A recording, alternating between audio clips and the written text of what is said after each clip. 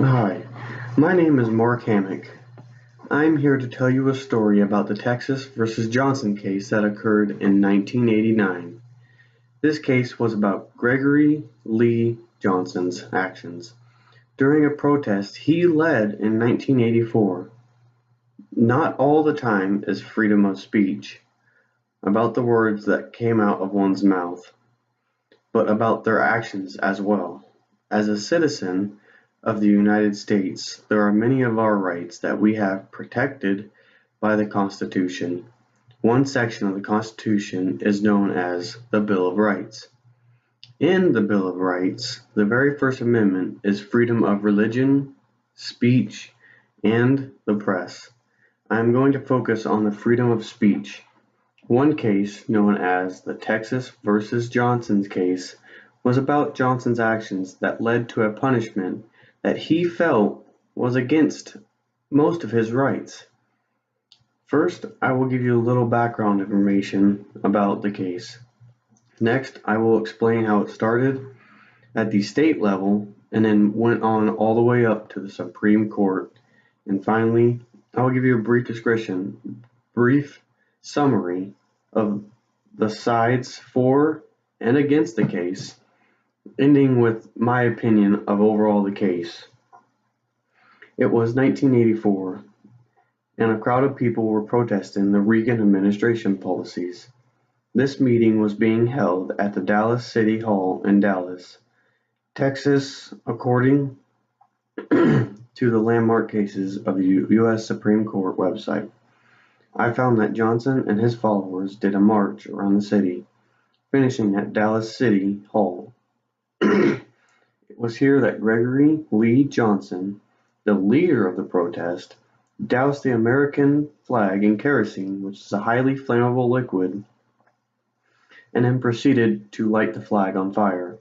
I found the landmark cases of the United States Supreme Court that he was also heard chanting, "American the red, white, and blue, we spit on you." This offended many of the people that were watching his protest. Johnson was arrested under the Texas state law and was sentenced to a whole year in jail and a $2,000 fine. Johnson felt his rights were violated and took his case to court. On the landmark cases of the United States Supreme Court website, the case started out as at the county level, where he was arrested, and that's where most things would start. Then he moved to court appeals for the 5th District of Texas. It was here where the Texas Court Criminal Appeals overturned the ruling against Johnson and sent the case to the United States Supreme Court on March 21st of 1989. The case went to court. During the Texas versus Johnson's case, it came out as people were more offended about Johnson burning the United States of America flag rather than as a hate crime. He was protesting the Reagan administration policies. He never had a plan to harm anyone during the march or the burning of the flag, and no one was harmed. After reading and learning about this case, I found that OYZE website that the question being used was, is it the discretion of an American flag by burning or otherwise a form of speech that is protected under the First Amendment, freedom of speech? This is the question was the basis of how people voted.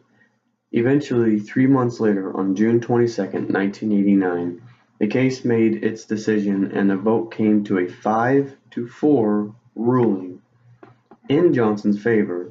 This is still a very controversial issue, but in the case of Texas versus Johnson, they felt Johnson's actions were grouped as a commutative behavior and particularly political type. When it comes to how I feel, I